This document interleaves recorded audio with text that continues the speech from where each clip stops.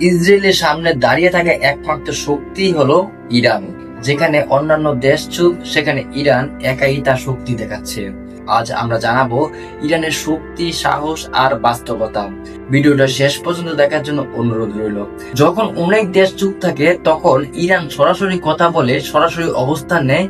Iran বারবার বলেছে তারা নিজেদের মাটি অবস্থান থেকে এক পাও পিছাবে না। এটাই তাদের সবচেয়ে বড় শক্তি, ভয় না পাওয়া মানসিকতা।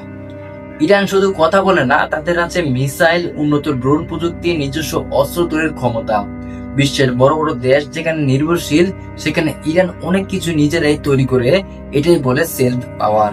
যেখানে আমাদের দেশে আন্দোলনের পর আন্দোলন, মিছিলের পর মিছিল হয়, সেখানে উন্নত মানের দেশগুলো মিসাইল তৈরির জন্য ব্যস্ত থাকে। আমাদের দেশে যারা জনগণেরা তারা থাকে আন্দোলন নিয়ে আর নিজেদের ওপর মারামারি নিয়ে। কিন্তু অন্যান্য দেশ নিজের দেশকে রক্ষা করা এবং মিসাইল তৈরির জন্য ব্যস্ত থাকে। তারাই হলো বিশ্বের সবচেয়ে বড় শক্তিশালী। ইরানের ওপর বহু বছর ধরে নিষেধাজ্ঞা, চাপ, আন্তর্জাতিক বাধা, তারপরও তারা ভেঙে পড়ে নাই, তারা থেমে যায় নাই, বরং আরো শক্ত হয়েছে। এটাই তাদের আলাদা শক্তি। ইরানের সবচেয়ে বড় শক্তি তাদের মানসিকতা। আমরা মাথা নত করবো না, এই বিশ্বাসই তাদের সামনে এগিয়ে নেয়। শেষে একটা কথা বলি, শক্তি শুধু অস্ত্রে না, শক্তি সাহসে, শক্তি নিজের উপর বিশ্বাসে।